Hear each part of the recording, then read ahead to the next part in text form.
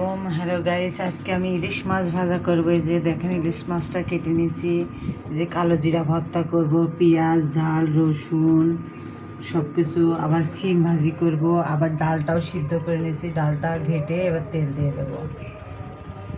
এই সাইডে ডালের পানি গরম হচ্ছে। এই যে আমি এই সাইডে ডালটা পানি দিয়ে দিয়েছি। দেখুন ডালটা একটু ঘন করে রান্না করবো, ঘন ডাল খেতেই ভালো লাগে।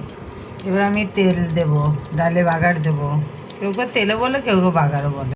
এই যে পেঁয়াজ আর রসুন, পেঁয়াজ ভাজার কয়টা এই যে আমার পেঁয়াজ ভাজা হয়ে গেছে। এবার আমি ডাল মশলা দিয়ে দিলাম।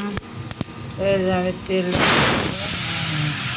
এই যে আমি কালো জিরি ভর্তা করার জন্য শুকনো মরিচ একটু ভেজে নেবো হালকা করে। মশলাগুলো দিয়ে দেবো।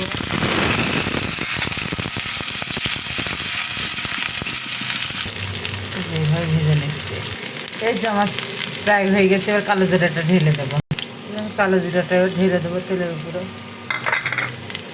এই যে আমি এবার হয়ে গেছে, নামাই ফেলবো। আমি ফ্রাই প্যানে পেঁয়াজ আর ঝাল দিয়ে দিচ্ছি, ও সিমটা দিয়ে সিমটা সুন্দর করে মিলে দেবো।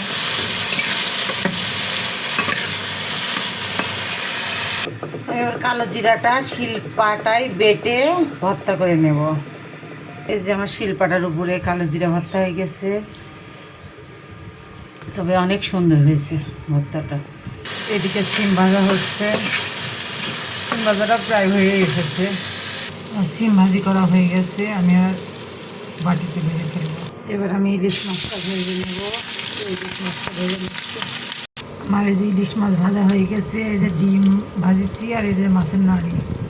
এই যে আমার সিম ভাজি করা হয়ে গেছে। কালো জিরা ভর্তা ওই যে হয়ে গেছে। এই যে ডালের একটা ভর্তা করেছি, এখনও করা হয়নি, করব। তেল আর একটু শুকনো ঝাল পেঁয়াজ দিয়ে যে ইলিশ মাছ ভাজেছি। আসলে আমরা দুজন মানুষ তো, তাই 2 পিস মাছ ভাজেছি। আর এই যে ডাল রান্না করেছি, পাতলা মসুরের ডাল।